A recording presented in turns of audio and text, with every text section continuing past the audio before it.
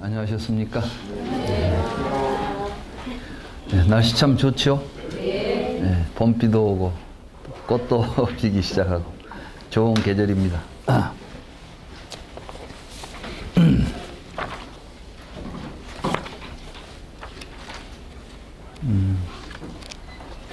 오늘은 지난 시간에 이어서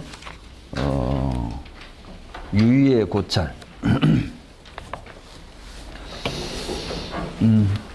지난 시간에 말씀드렸듯이 부처님께서 말씀하신 유의라는 말의 의미는 12연기 가운데 무명으로부터 생사가 연기할 때 우리가 무명을 가지고 있으면 이 세상에 있는 모든 그 현상들을 우리는 어떤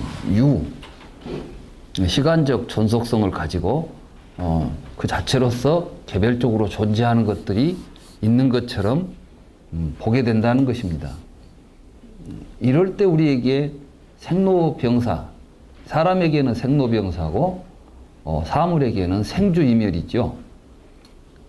말하자면 우리 몸을 우리가 나라고 말하자면 태어나서 지금까지 내 몸이 계속해서 존재하고 있었다.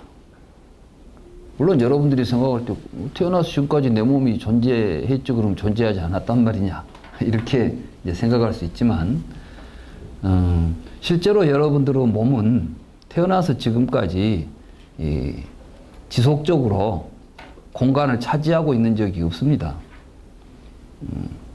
여러분들의 몸 안에서는 끊임없이 새로운 변화들이 일어나고 있죠. 다시 말해서 새로운 세포가 계속해서 교환되고 있습니다. 마치 심지 위에 타고 있는 불꽃이 계속해서 새로운 기름이 타고 있듯이 여러분의 몸은 마치 촛불과 마찬가지로 36.5도로 타고 있는 촛불 같은 존재인 것입니다. 그렇기 때문에 그것에 대해서 생겼다 없어졌다는 말을 할 수 없죠. 다만 우리는 어떠한 조건, 어떠한 인연이 있으면 나타나고 어떠한 인연이 있으면 사라지는가 이걸 보면 되잖아요. 다시 말해서 기름이 있고 심지가 있고 옆에 공기가 있으면 촛불은 타오르게 되어 있습니다. 이게 다르마입니다. 근데 우리는 그 다르마를 실상을 보지 못하고 우리의 욕구에 의해서 그것을 뭘로 고정시켜 버립니다. 예를 들어서 오늘 꽃이 피고 있습니다. 그죠? 우리는 꽃이 피어서 머물다가 진다고 생각을 합니다. 그러죠? 꽃이 피어서 진다. 그러면서 꽃이 피어서 지는 동안은 꽃이 저기에 붙어 있다고 생각합니다. 그런데 사실은 그 꽃에도 끊임없이 새로운 수분이 공급이 되고 뭔가 안에서 교체가 일어나야 그 꽃이 그렇게 우리 눈에 동일한 모습으로 보이는 것이지 그 꽃은 피어서 질 때까지 사실 그 자리에 붙어 있지 않습니다. 근데 우리 눈에는 동일한 모습으로 보이니까 그리고 우리는 그것을 우리가 관심을 갖습니다. 꽃이 이쁘죠? 그러니까 여러분들이 관심을 가지면 이게 머문다고 그래요. 머문다고. 여러분들의 마음이 머문다고 그럽니다. 머문다는 것은 관심이 있는 곳에 머물게 돼 있어요. 그러면 그것을 동일화시키고 동일시하려고 합니다. 그래서 저것은 어제 봤던 꽃 오늘 또 보러 간다고 이렇게 생각하니까 동일한 꽃이라고 생각하니까 동일한 것이 거기 있어야 됩니다. 같은 이름을 가지고 같은 대상으로 거기 있는 것처럼 생각하는 것을 이렇게 우리의 생각이 그런 식으로 사물을 보는 것을 유의라고 그럽니다. 유의. 그러니까 유가 있으면 반드시 생노사가 있다 이렇게 돼 있죠. 12연기에 보면 유를 연하여 생노사가 있다 이렇게 돼 있지 않습니까? 그런 이제 우리 존재로 말한다면 여러분은 태어나면서 지금까지 여러분들의 몸은 계속해서 동일한 몸을 형태를 가진 적이 없이 계속 변해왔음에도 불구하고 여러분들은 그것을 좋아하죠. 여러분들은 그 몸을 사랑하지 않아요. 몸에 대해서 애착을 갖고 있지 않습니까? 그러니까 그것에다가 내 몸이라는 생각을 거기다가 계속 주고 있으면 그건 동일한 몸이고 내 몸입니다. 근데 이게 이제 변화가 되면은 여러분들은 뭘 느껴요? 괴로움을 느끼죠. 이대로 있어야 되는데 꽃이 계속 피어 있으면 좋겠는데 꽃이 지니까 서글퍼지고 뭐 이런 게 이제 생기지 않습니까? 여기서 이제 우리 모든 권의 우비가 나타난다는 거예요. 슬프고 괴롭고 고통스럽고 이런 것들이 다 그러니까 이제 생사우비고뇌라고 그러죠.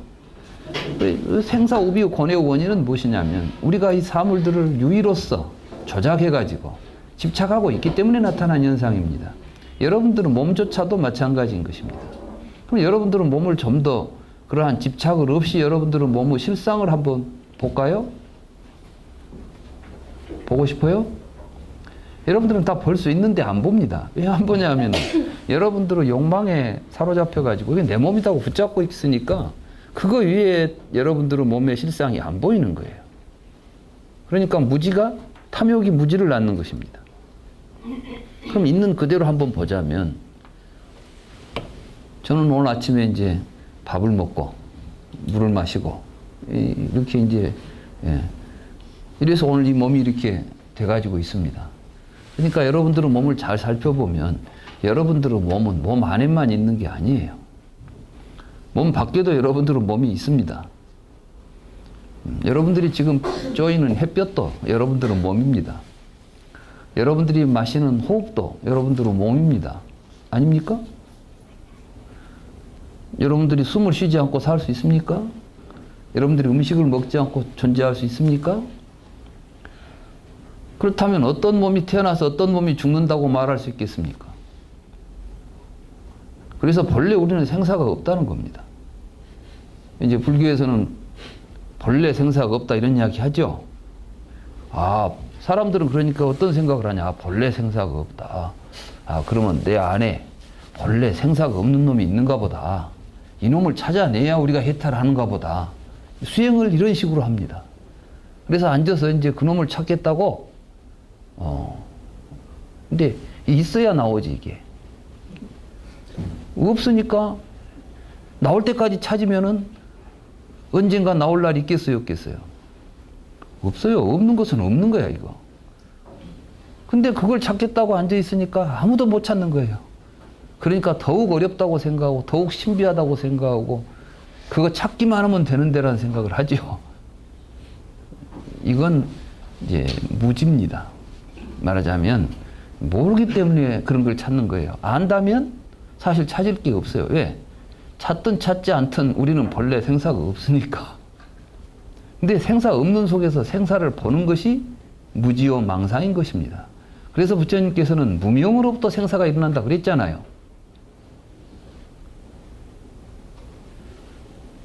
모든 부처님 말씀은 무명에서 생사가 벌어진다는 게 부처님의 깨달음이었다고 이야기합니다. 여러분도 다 그렇게 알고 계시죠? 그럼 우리가 해야 될 일은 뭡니까? 무명은 뭡니까? 무지예요. 진실을 알지 못하기 때문에. 그러면 우리가 해야 될 일은 진실을 밝혀내는 일이지 없는 물건 찾아내는 일이 아니라는 겁니다, 지금. 근데 사람들은 전부 없는 걸 찾겠다는 거예요. 지금 보이지 않는 걸 보겠다는 겁니다. 없어서 못 보는 걸 못 찾아서 못 본 줄 알고 있다는 이야기지.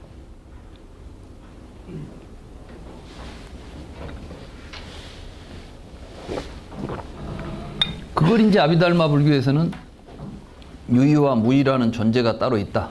유의의 법이 있고 무의의 법이 있어서 유의법은 이제 그러면 이제 생을 설명해야 됩니다. 생. 그럼 어떤 생이 뭐지? 사실 우리가 생이라는 말을 쉽게 우리가 생긴다, 태어난다 이런 말을 하지만 막상 생의 의미를 무엇이 생긴다는 말이 무슨 말인지를 조금만 생각해 보면 굉장히 어려운 말이라는 걸 알 수 있습니다. 내가 태어났다. 내가 태어났다. 다 이렇게 알고 있죠? 내가 태어나려면 내가 있어야 되겠어요? 없어야 되겠어요? 있어야 내가 태어난 놈 있어야 태어났다는 말 쓸 거 아니에요. 근데 태어난 놈이 있다면 태어난다는 말을 할 필요가 있어요? 없어요? 뭐 있는 놈이 태어날 필요가 있겠어요, 없겠어요? 뭐 있는 놈은 태어날 필요가 없고 없는 놈은 태어날 수가 없어요. 그러니까 태어났다는 말 자체가 사실은 굉장히 모순된 말인 거예요. 그런데 우리는 아무 생각 없이 그냥 태어났다, 오늘이 내 생일이다, 막 이런다는 이야기지. 태어난 날이래요, 자기가. 전에 이제 저한테 이 인간 생명의 시작과 끝에 대해서 한번 이야기를 해달라고 우리 조계종 종문에서 저한테 이제 논문을 하나 부탁한 적이 있어요. 왜냐하면은 생명이 언제부터 인간이라고 할 수 있느냐. 그래야 생명 윤리에 이제 뭐가 되는데, 불교 생명 윤리를 확립하려면 불교 생명관을 이야기해야 되는데, 제가 이제 불교 생명관에 대한 논의를 처음으로 불교 생명관이라는 주제를 가지고 제가 논문을 썼었어요. 그때 이제 1997년도 로절린 연구소에서 돌리라고 하는 복제양을 만들어 놓으니까 생명이 뭐냐? 뭐 실험실에서 만들어낸 것도 생명이라고 할 수 있을까? 생명은 종교적으로 말하면 뭐 하나님이 준 것, 신이 준 것, 인명은 제천이다. 모두 이런 식으로 생각하고 있었는데 갑자기 어떤 박사가 체세포를 이렇게 복제해가지고 그냥 복제양을 만들어 내놨어요. 그럼 이게 도대체 생명이 뭐란 말이냐? 지금까지 우리가 가지고 있었던 생명 개념 가지고는 이제 생명을 이야기하기가 어렵게 돼 있었던 거예요. 불교에서도 뭐 불교 생명관을 이야기해야 되겠지 않겠냐 해서 이제 불교문화연구원에서 저보고 발제를 해서 논의를 하자. 그래서 제가 이제 논문을 발표를 했죠. 이제 그러다 보니까 뭐 생명 문제가 나오면 아무래도 이제 그 문제에 대해서 제가 불교적으로 생명관에 대한 정립을 했기 때문에 저한테 이제 또 그 문제가 온 것 같아요. 그래서 근데 이 말인즉은 뭐냐면 난자나 정자도 사람이라고 할 수 있느냐 이런 거예요. 그럼 난자와 정자가 수정되는 순간부터 사람이라고 해야 될까? 그럼 언제부터 사람이라고 우리가 인격을 부여해야 되느냐? 이 문제를 가지고 이제 저보고 이야기하라는 겁니다. 그래서 제가 이제 결론을 그랬죠. 불교 생명관은 그런 식이 아니거든요. 불교 생명관은 명사적이 아닙니다. 그래서 제가 이제 불교 생명관에서 밝힌 게 생명은 동사다. 명사적으로 규정하려고 해서는 안 된다. 근데 동사적인 것을 갖다 시작과 끝을 논할 수가 없습니다. 왜냐하면 동사 보고 태어났단 말은 못하죠. 어떤 동작을 보고 이놈이 태어났다 죽었다 이런 말 못하잖아요. 동작은 관계 속에서 일어나는 사건이기 때문에 이것은 생멸이라고 말할 수 있는 구조가 아닌 것입니다. 우리는 근데 거기에서 이 명사적 어떤 개념을 가지고 세상을 보려고 합니다. 이런 걸 보고 산자나띠라고 그럽니다. 또 이걸 보고 산냐라고 하고. 그래서 부처님께서는 산자나띠 하기 때문에 문제가 일어난다. 산자나띠를 벗어나서 아비자나띠 하라. 이렇게 해서 불교의 그 공부 방법은 부처님의 근본법문경, 다시 말해서 마찌마니까야 제1경에 맨 처음에 근본법문경이라는 경에 보면 중생들은 그 무문 범부들은 산자나띠 하고 진리를 알고자 하고 진리를 안고 있는 사람들은 아비자나띠 한다. 그 말은 뭡니까? 불교를 공부하는 사람들은 아비자나띠를 공부하는 것이고 아비자나띠를 할 수 있어야 실상을 보게 된다. 이런 이야기입니다. 그럼 아비자나띠는 무엇이냐? 이건 이 세상을 우리가 알고 있는 관념으로 파악해가는 게 아니라 직접 통찰과 체험으로 보는 겁니다. 자기가 체험한 것을 통찰하고 이때 이제 반야라고 하는 것이 등장하는 거예요. 반야. 말하자면 산자나띠를 하면 비냐나 식이 발동을 합니다. 내가 개념적으로 이름을 달리 붙여놓은 것을 다음에는 똑같은 식으로 파악하는 거예요. 이건 꽃이야. 저건 영철이야. 그러니까 한 번 나쁜 놈은 영원한 나쁜 놈이죠. 이게 아주 극단적으로 이런 현상이 일어나고 있는 것이 기독교입니다. 그러니까 기독교에서는 악마와 사탄과 천사 딱 이렇게 나누면 한 번 사탄은 영원한 사탄이에요. 사탄이 뭐 개가천선 해가지고 될 리가 없습니다, 이건. 그러니까 사탄은 마땅히 어떻게 되죠? 없애야 되는 존재예요. 그러니까 이제 선악이 대결하면 전쟁, 이제 죽이게 됩니다. 적을 죽이는 거예요. 안 죽이면 안 돼. 왜냐하면 적에 있는 한은 평화가 있을 수 없다, 이렇게 생각을 하는 거예요. 그러니까 거기서는 이단이라거나 이교도라거나 뭐 배반한다거나 이런 것들은 무조건 죽음과 연결도 있잖아요. 그리고 신조차도 죽여버립니다. 그냥 말 안 들으면. 그게 이제 기독교 역사예요. 거기 보면 소돔과 고모르라고 하는 곳이 있었죠. 예. 여호와 말을 안 듣고 지멋대로 살던 동네예요, 이 동네가. 요즘 우리 같은 세상이에요, 이게. 그러니까 이제 신이 노해가지고 막 일거에 다 불태워 죽여버렸다는 거예요. 그러니까 이제 기독교 믿는 사람들 입장에서 보면 신 눈 밖에 놨다가는 죽게 생겼어요. 그러니까 이건 두려움의정부입니다. 그러니까 굉장히 이제 두려워하죠. 죽어서 내가 지옥 가면 어떨까 걱정하고. 이런 게 이제 세상의 종교입니다. 근데 부처님께서는 뭘 깨달았느냐? 이게 다 사기라는 걸 깨달은 거예요. 부처님 당시에 윤회설 가지고 또 사람들이 얼마나 고통스러워했습니까? 이제 윤회를 해가지고 다음에 갈 세계가 만약에 지옥이라고 한다면 얼마나 끔찍해요. 그러니까 이제 거기 안 가는 법이 어디 있습니까? 뭐 신에게 제사를 잘 지내야 된다. 제의를 잘 행하고 하면 뒤에 가서 좋은 데 태어난다. 그러니까 돈을 막 바치고 하면서 그런 짓을 하는 거야. 이런 걸 보면서 부처님께서도 윤회 이야기를 했겠어요? 지금도 우리 절집에서도 윤회를 팔고 있잖아요. 그건 제가 그래서 이제 이 경을 보니까 부처님의 본 뜻은 그렇지 않더라고. 부처님의 본래 의도는 그렇지 않았어요. 그럼 어떤 이야기를 하느냐? 두 번째 경이 뭐냐면 일체의 번외경이에요. 맞지만 니까야를 여러분들이 보시면 제일 먼저 근본 본문, 내가 지금 가르치는 내 가르침의 근본은 뭐냐 하면 싼자나띠 하지 말고 아비자나띠 하고 살라는 이야기다. 이야기부터 먼저 하시고, 두 번째는 모든 번뇌가 어디에서 일어나는가를 이야기하고 있습니다. 근데 이때 부처님께서 하신 말씀은 이치에 맞지 않는 생각을 하니까 모든 번뇌가 일어난다는 겁니다. 이치에 맞지 않는 생각. 그러면서 그 대표적인 이치에 맞지 않는 생각으로 예를 들고 있는 게 윤회입니다. 나는 전생에 어디에 있었을까? 나는 전생에 무엇이었을까? 나는 내생에 어디로 갈까? 나는 내생에 무엇이 될까? 이게 다 이치에 맞지 않는 생각이라는 겁니다. 물론 거기에서 윤회라는 말은 하고 있지 않지만 지금 우리가 알고 있는 윤회라는 것은 어떤 이야기입니까? 전생에 나는 무엇이었다가 현생에 지금 내가 돼가지고 다음 생에는 무엇이 될 것이다. 이 생각이 윤회설 아닙니까? 그죠?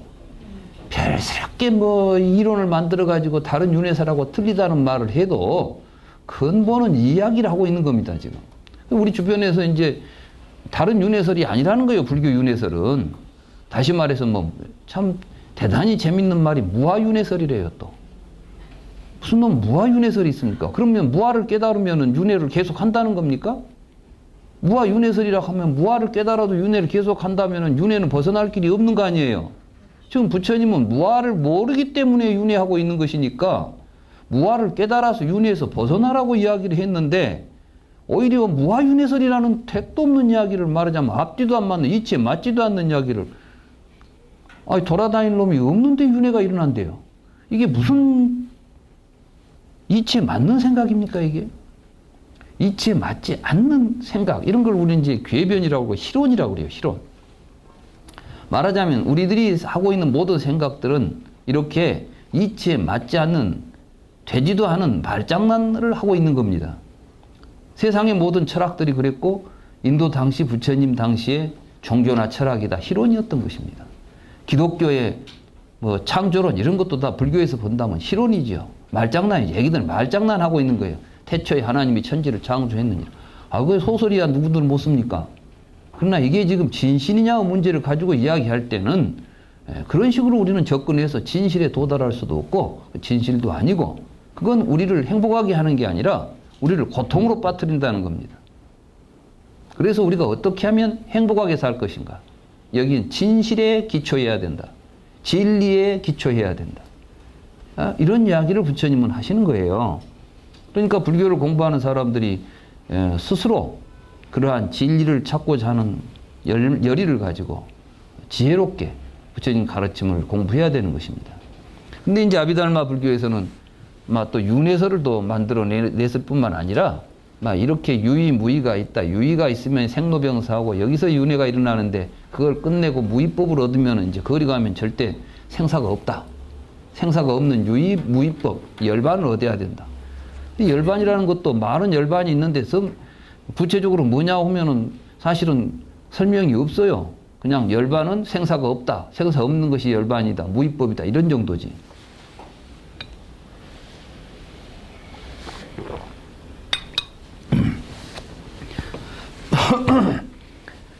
그러다 보니까 어떤 존재가 있는데 이것은 생로병사를 하는 존재거나 생주이멸을 하는 존재가 있다고 하면 이 존재가 생주이멸하게 하는 법이 있어야 될 거 아니에요.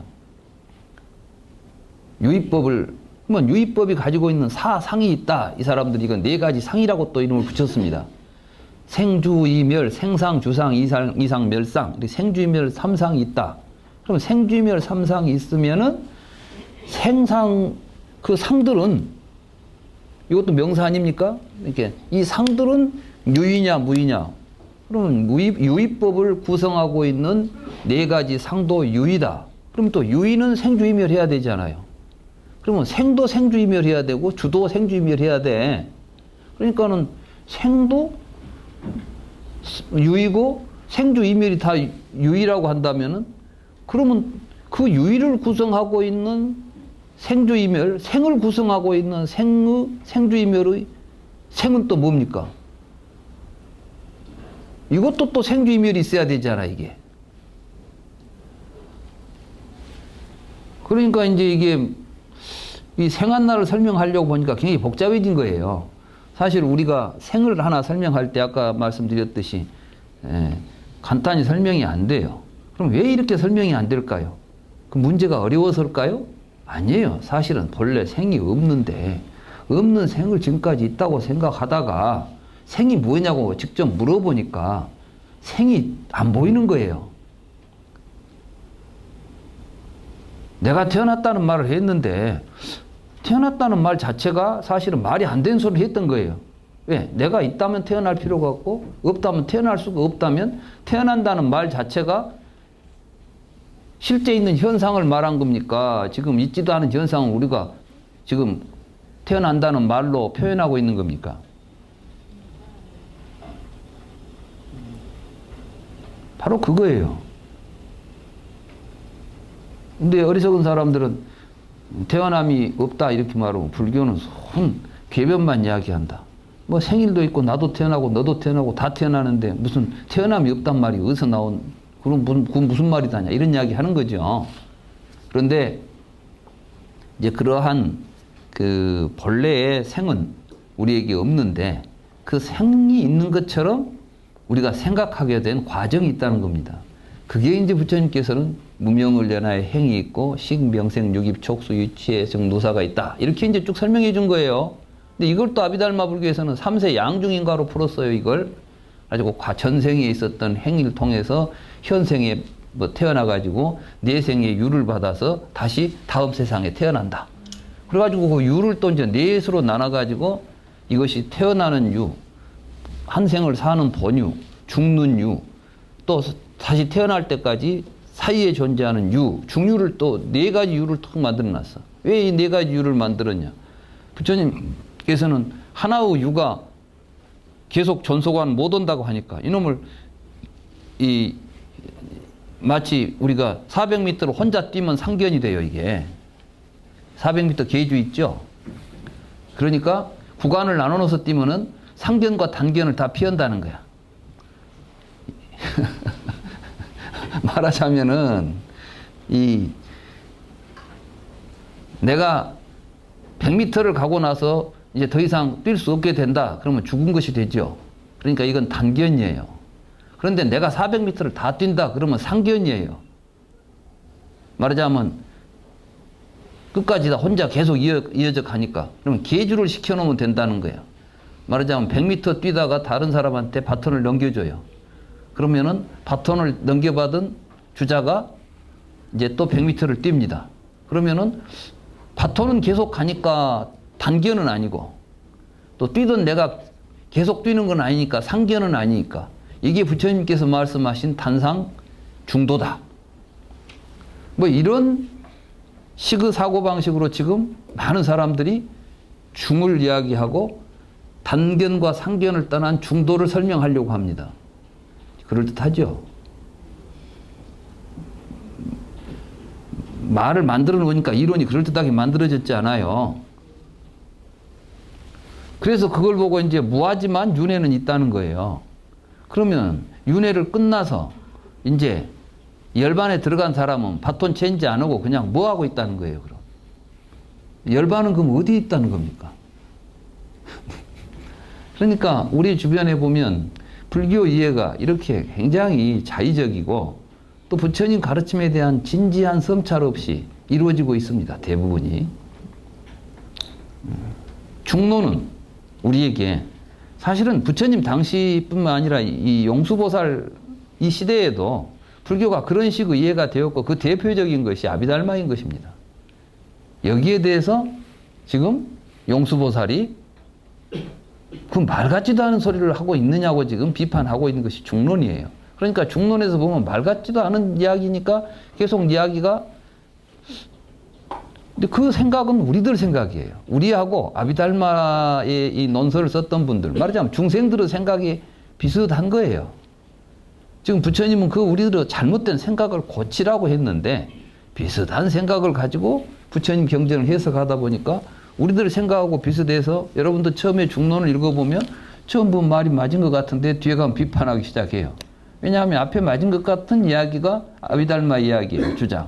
그러면 이제 뒤에 가서 중론이 그것이 무슨 말이 되는 소리냐 하고 비판하고 있습니다.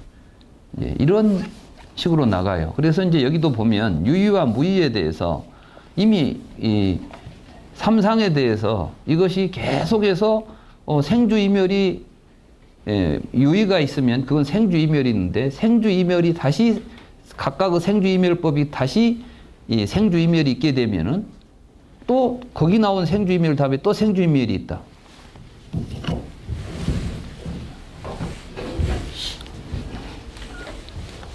오늘 꽃 이야기부터 할까요? 꽃은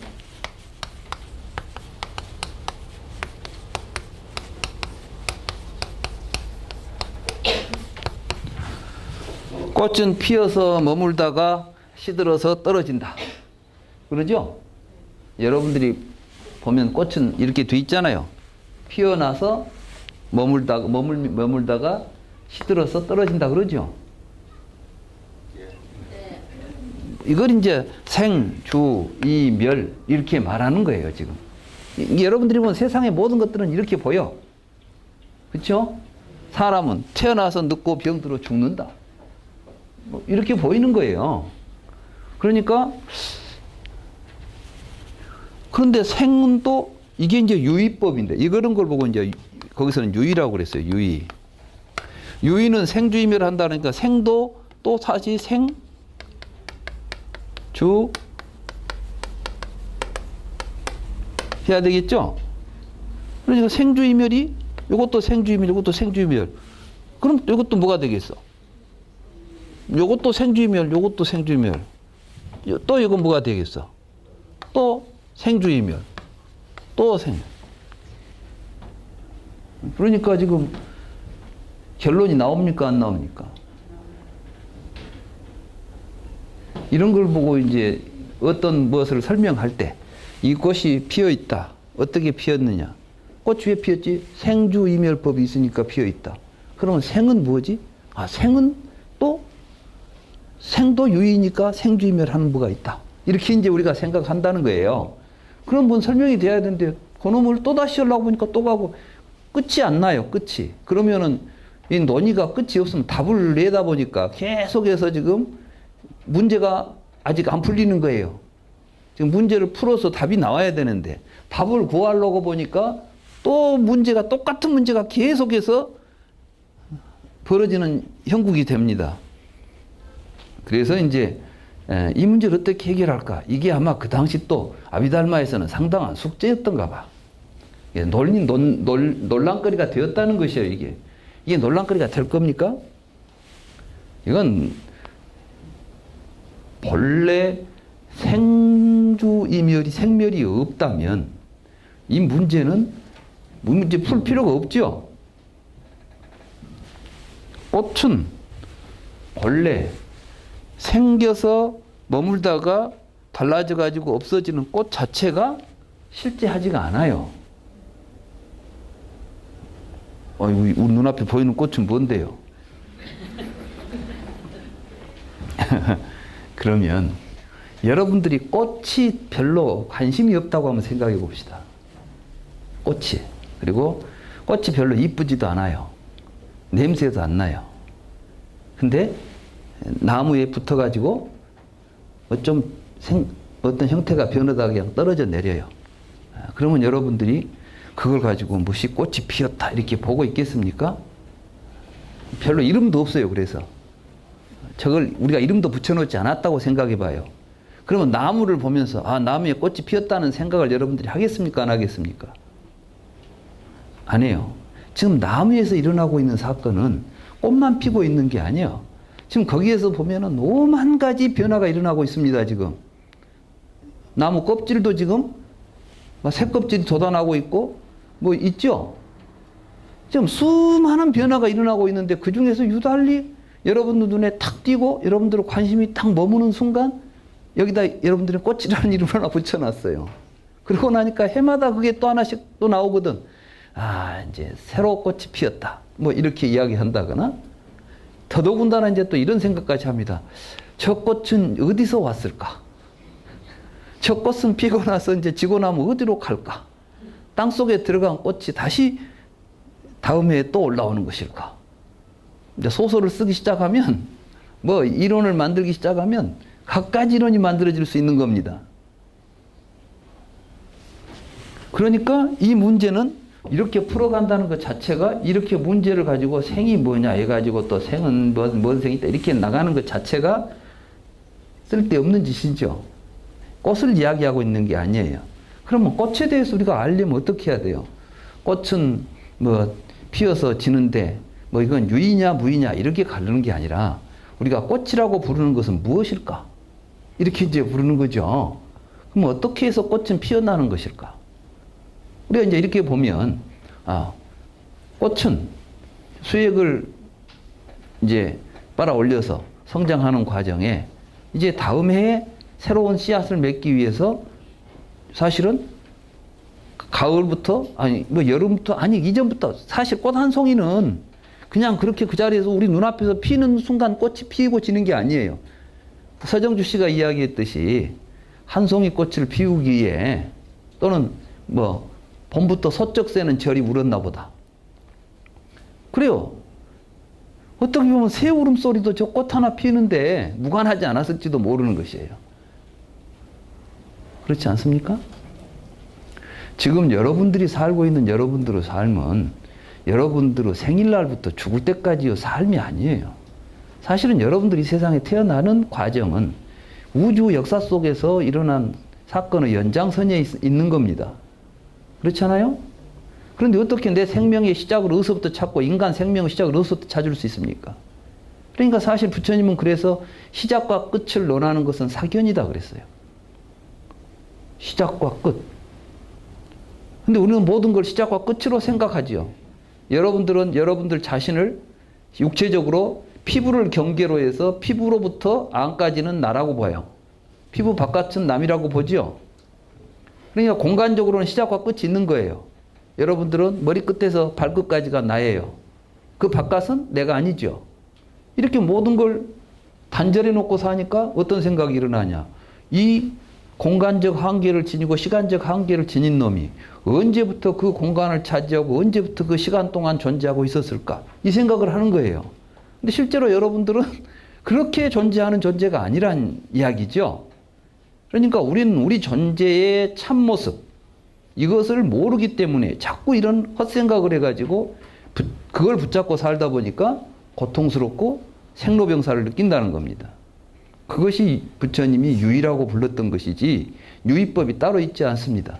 그러니까 사실은 우리가 우리의 삶을 제대로 보면 내 삶 자체가 무의인 것이죠. 무의의 삶을 우리가 살게 되면 그 무의의 삶을 사는 법을 부처님이 팔정도라고 가르쳐 준 겁니다. 그러니까 팔정도에 보면 처음이 정견이죠. 바른 생각 갖고 사는 것이 무의지. 내가 이 중생이던 몸이 열반을 얻어가지고 새로운 몸으로 변신하는 것이 수행이 아닙니다. 불교 수행을 통해서 뭘 변하려고 하지 마세요. 변하면 죽습니다. 중요한 것은 지금 있는 그대로 이 삶이 내적으로 우리의 생각이 달라져야 되는 거예요. 삶의 질이 달라져야 된다 이 말씀이에요. 그러지 여러분들은 몸뚱이가 달라진다거나 뭐 이런 게 달라져서는 안 됩니다. 그래 이제 이런 걸 보고 무궁이라 그래요. 무궁. 서양식 논리적 개념으로 말하면 이것은 무한소급이죠. 어떤 그 답을 구해서 가는데 동일한 류의 그 패턴이 계속 반복돼 가지고 끝이 없이 진행될 수 있는 논리적 구조를 이제 무한소급이라고 그래요. 그래서 이런 무한소급은 논리학에서 논증에서 배제됩니다. 근데 무한소급은 논리를 적용해 버리는 순간 문제 해결의 길이 막혀 버리죠. 예를 들면은 나는 왜 지금 존재할까? 그러니까 아버지가 있으니까. 아버지는 왜 존재할까? 아버지가 있었으니까. 아버지는 왜 존재할까? 아버지가 있었으니까. 근데 계속 아버지 소리만 계속 나오지 다른 이야기가 안 나오는 거야 이게. 끝까지 가도 안 나와요. 이게 안 나오게 돼 있어. 왜냐하면 이것은 뭐냐면 문제를 잘못 본 거예요. 그러니까 문제 풀이가 잘못됐다는 이야기예요. 그래서 이런 식의 논증을 해서는 안 된다는 것이 논리 법칙입니다. 이걸 보고 이제 오류라 그러죠. 오류라고. 우리가 어떤 논증을 하는데 제법 그럴듯하게 지금 내가 논리적으로 생각을 했는데 사실은 제대로 된 논증이 못 되는 여러 가지 경우가 있습니다. 이런 것들 중에 하나가 이런 거예요. 벌써 이 논의가 행해지던 인도에서는 이런 것이 오류라는 것을 이미 다 알고 있는 거예요. 그러니까 현대 논리학에서 이야기하고 있는 논리, 많은 사람들은 이게 서양에서 시랍에서 시작해가지고 서양에서만 있었던 아주 고급 사유고 다른 지역에는 이런 게 없었다 이렇게 생각하고 있어요.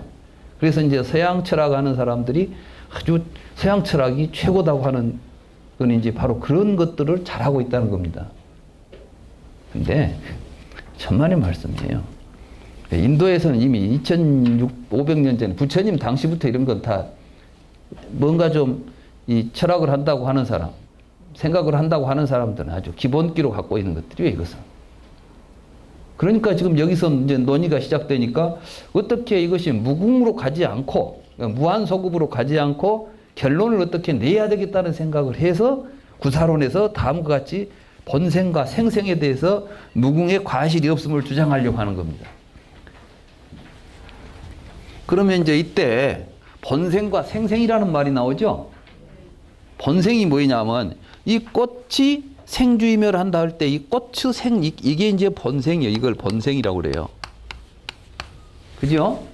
근데 이 본생에 속해 있는 생에 생주이멸의 생에 또 이 생이 있죠. 이 생을 구성하고 있는 생주이멸이 있지 않습니까? 이게 이제 생생이에요. 그런데 여기에 또 생이 있으면 뭐가 됩니까? 생생생이 되는 게 그는. 계속 생생생 있으면 이게 생이 이제 몇 개가 될지는 모르겠어요. 끝없이 생이 막 있어야 돼. 근데 여기서는 본생과 생생만 있고 그 다음 생은 없다요, 이게. 그러면 여기서 이제 답이 딱 나오잖아요. 끝났잖아요. 마치 이제 기독교에서 아버지를 계속 찾아가다 보니까 끝이 없어. 그러니까 마지막에 가니까 어떤 아버지가 나오냐면 아버지 없는 아버지가 나오는 거예요, 이제. 에? 그러니까 아버지 없이 존재하는 아버지가 있는 거예요. 이게 그러니까 이제 이게 뭐냐면 태초에 하나님이 계시니라. 이 말은 뭐냐면은 태초라는 거는 시간의 출발점이에요. 그러니까 그 전에는 시간이 없었어요. 그러니까 그 전에는 아무도 없었어. 오직 하나님이 존재함으로 해서 시간의 역사가 시작되고 하나님으로부터 모든 존재가 나왔다. 이렇게 이제 논리를 풀어가는 것이, 근데 이것은 논리학에서 보면 이제 눈가림이에요. 구조적으로 볼 때는 그런 존재는 그 구조 속에서 나올 수가 없어. 왜냐하면 아버지가 있어야 존재한다고 해놓고 뒤에 가서는 아버지 없이 존재한다 그러니까 그 자체로 모순이에요. 그럼 처음부터 아버지 없이 존재한다고 해버리지. 왜 뭐 아버지 찾아갔냐 이거야. 이게 잘못된 거예요. 그런데 이제 잘못된데 그럼 어떻게 해야 돼요? 논리적으로 잘못됐으니까 버리기는 아깝잖아요. 그러니까 믿는 거예요, 이제. 이게 신앙이에요. 기독교에서는 이치에 맞지 않으니까 믿는 거예요. 왜냐하면 이치에 맞으면 안 믿어도 돼요. 왜냐하면 이치로 알아버리니까. 믿을 것이 없죠, 그냥. 근데 믿지 않으면 안 돼, 이제. 왜? 믿지 않으면 말이 안 되니까. 처녀가 애를 낳았다는 건 도대체가 믿을 수가 없는 일이고 있을 수도 없는 일이에요. 그러니까 믿어야 돼요. 그러니까 예수님이 마리아가 처녀로 잉태를 했다. 이게 말이 안 되지. 세상에 아직까지 처녀가 애 낳는 법은 없어요. 근데 단 한 번 사례가 있었다는 거야. 그게 누구냐? 예수라는 거지. 그러니까 예수를 믿어야 된다는 거지. 이런 논리예요. 그걸 지금 믿어요, 사람들이. 놀라운 일이죠. 인간이 굉장히 똑똑한 것 같아요. 근데 가만히 보니까 지금까지 여러분들도 내가 태어났다는 사실을 믿고 있었잖아요. 내가 태어난다는 사실 자체가 말도 안 되는 이야기인데도 여러분들은 지금까지 나는 태어났다, 내가 살고 있다 이런 식으로 다 했잖아. 불교는 너무나 당연한 사실, 그걸 깨닫자는 것이지 그냥 뭐 신비한 것을 깨닫자는 게 아닙니다. 이제 이 주장을 하면서 그럼 어떻게 해서 생생생 다음에 생생생은 없어도 된단 말이냐, 이 논증을 구사론에서 하는 거예요. 그러니까 이건 사실은 별로 중요하지는 않은데, 근데 이제 이걸 논증하다 보니까 논리가 복잡해질 거 아니에요. 그래서 이제 글을 써놓으면 어려워.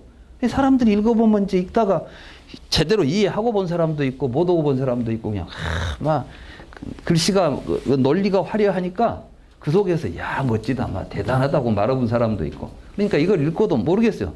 이거 얼마나 제대로 이해를 하고 보는 사람들이 있는지는. 또 이게 더더군다나 이제 구사론 자체가 한문으로 써져 있으니까 이제 번역하려고 보면 번역도 꽤나 만만치가 않습니다. 특히 산스크리트 개념들을, 산스크리트 또 이 인도 사람들의 사유 구조를 한문으로 번역해 놨으니까 쉽진 않아요. 제가 이제 번역을 했어요. 근데 한번 읽어보겠습니다. 이 생등의 상은 제가 먼저 한문으로 써놓고 그 밑에 제가 번역을 했어요. 유임으로 마땅히 다시 생등의 사상을 개별적으로 가지고 있어야 한다. 이것이 이제 본상이죠. 본생. 만약 다시 생등의 사상을 가지고 있다면 무궁에 이르게 될 것이다. 왜냐하면 그것들이 다시 다른 생등의 상을 갖기 때문에 다시 가지고 있다고 해야 하기 때문이다. 그러니까 이 본생의 생이 또 생생이 되면, 본생에서 생생이 한번 나오면 생생은 그 다음에 생생이 있고, 생생은 또 그 다음에 생생이 있고, 또 생생이 있고, 이렇게 계속 나와야 된다는 이야기죠. 그러나 무궁이 아니다. 그 이유는 다음의 개송에서 이야기하겠다. 그래가지고 이제 개송이 나옵니다. 차유, 생생 등, 팔, 일, 유, 능. 뭔 말인지 아시겠어요?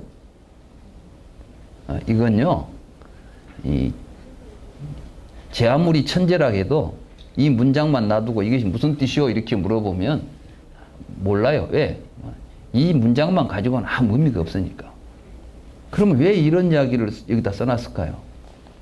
이게 이제 인도 논리학, 인도 사람들의 그 글 쓰는 법이고, 이게 이제 있어요. 여러분들이 우리 조선왕조 임금님들이 이제 수가 하도 많다 보니까 차례대로 외우려고 보면 좀 힘들죠. 그러니까 여러분들이 뭐 태종태세, 문단세, 예성연중, 임명선 이렇게 해갖고 외우잖아요.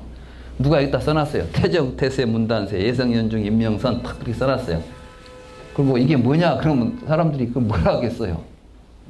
그거 무슨 말인지 알아들을 사람 있겠어요? 없어요. 그럼 이제 어떻게 해야 되냐고 하면 태조, 응? 정조, 태종, 뭡니까? 세종, 뭐 이렇게 이제 이야기가 되면 아, 뒤에다 종이나 조자를 붙여가면서 이조, 왕조 이름을 쭉 써놨구나. 또는 여러분들이 뭐 외울 때 다 외우기가 순서대로 외우기가 힘드니까 앞에 머리 글자만 써가지고 싹 외워놓죠. 이런 식이에요. 그래가지고 옛날에 이제 이 베다 같은 것을 외울 때도 이게 베다라는 문헌이 엄청 길지 않아요. 그런 식으로 외웠대요. 거기는 먼저 그냥 아무 의미도 없는 말을 막 외우게 해요. 그러고 나서 이제 거기다 하나씩 의미를 붙여서 가르쳐 줘. 그러고 나면 그 뒤에 가면 어떻게 되느냐. 이제 그렇게 외운 것은 앞으로도 외우고, 뒤로도 외우고, 중간으로부터 외우고, 띄어도 외우고, 막 이렇게 외웠다는 거야. 그러니까 그 사람들이 베다 외우는 법이 그 많은 베다를 외우면서도 이 뒤에서부터도 외운대요. 뒤에서부터. 그런가 하면 중간으로부터도 외우고, 아니면은 가운데에 두 글자씩 띄고도 외운대. 그러니까 우리가 생각하는 것하고는 상상을 초월할 정도로 그렇게 해야 비로소 브라만이 돼가지고 제사를 모실 수가 있어요. 그러니까 뭐 브라만을 아무나 하는 거 아니에요. 이제 그런 맥락에서 불교의 여러 논서들도 보면 아주 요점만을 딱딱딱 짚어서 외우기 좋게 해놓습니다. 그리고 이걸 딱 외우고 있으면 언제든지 그 외운 것을 가지고 그 전체적인 내용을 축하게 해서 자기가 이해하고 있으면 돼요. 그러니까 이제 유식의 이 가장 이제 유식 전체 체계를 잘 정리하고 있다는 것이 유식 30송이에요. 세천이 쓴 유식 30송인데 유식 30송은 개송 30개로 되어 있습니다. 근데 이 개송 30개가 그 방대한 유식 사상을 다 담고 있다는 겁니다. 그 유식 30송을 주석 따라 놓은 게 성유식론이라는 책인데 그 성유식론이라는 책의 분량이 10권이에요. 그러니까 개송 30개를 설명하면 10권짜리 책이 나온다는 이야기야. 근데 10권짜리 책을 다 외울 수가 없으니까 30개의 개송을 외우고 있으면 10권짜리 책을 언제든지 또 이야기해낼 수 있는 거죠, 이게. 이런 식으로 해요.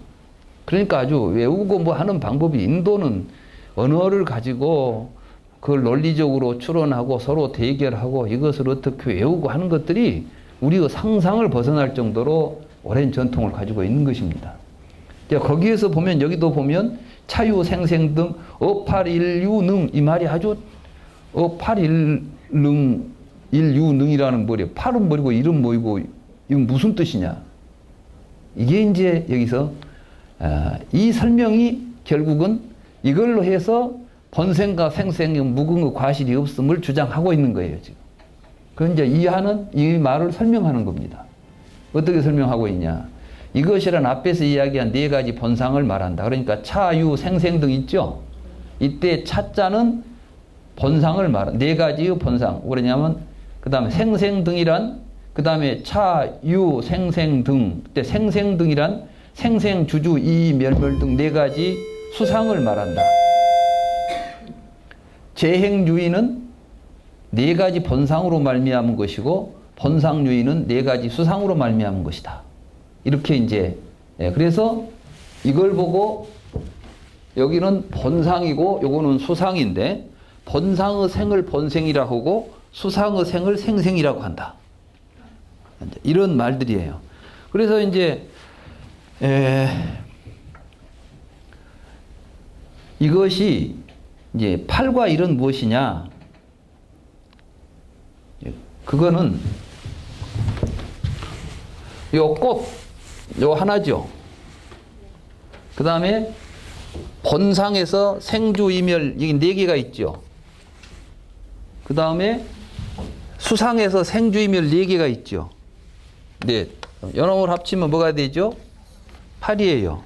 그러면 이것하고 이것을 전부 합치면 9가 되지만 여기서 1과 8 이게 이 꽃하고 꽃의 본상과 수상 이것을 1, 8이라고 지금 하는 거예요.